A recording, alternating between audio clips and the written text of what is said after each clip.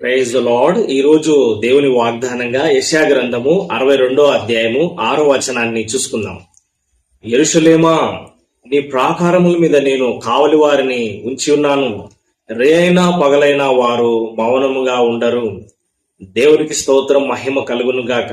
చాలా అద్భుతమైన వాగ్దానాన్ని మనం చూస్తా ఉన్నామండి. యెరూషలేమా అంటే దేవుని సంఘం గురించి దేవుడు మాట్లాడుతా ఉన్నాడు. మరి కావలి వారిని దేవుడు నియమించినాడు, అనగా దైవ సేవకులను దేవుడు ఉంచి ఉన్నాడు.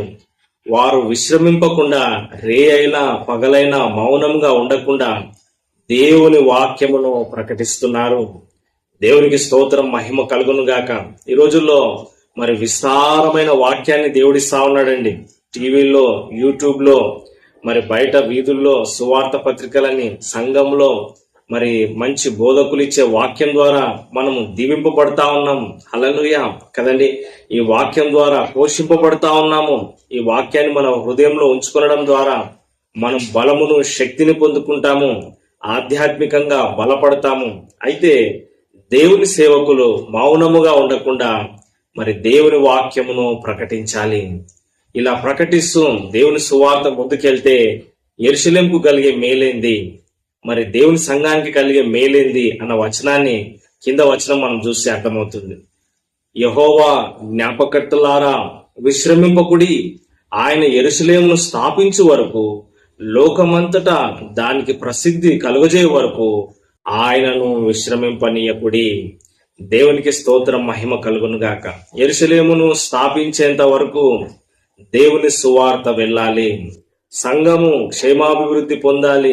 సంఘము లోకానికి నేర్పించాలి దేవుని గురించి. సంఘం అభివృద్ధి చెందాలి. సంఘము మరి లోకమంతటిని మరి వెలిగించాలి. వెలుగుమయంగా ఈ లోకం ఉండాలని దేవుడు కోరుకుంటున్నాడు. అయితే సంఘము స్థిరపరచబడాలి. సంఘము వెలుగు వలె ప్రకాశించాలి. అయితే ఏమి చేయాలంటే, లోకమంతటా ప్రసిద్ధి చెందాలంటే మరి మీరు విశ్రాంతి తీసుకోకండి. విశ్రమింపకుడి. యెహోవా జ్ఞాపకర్తలారా, విశ్రమింపకుడి. మరియు ఆయనను కూడా మీరు విశ్రమింపనీయకుడి. దేవుడు కూడా విశ్రాంతి తీసుకోకున్నట్లు మీరు నిరంతరము విజ్ఞాపన చేయండి. ఆయనను విశ్రమింపనీయకుడి అని రాయబడ్డది.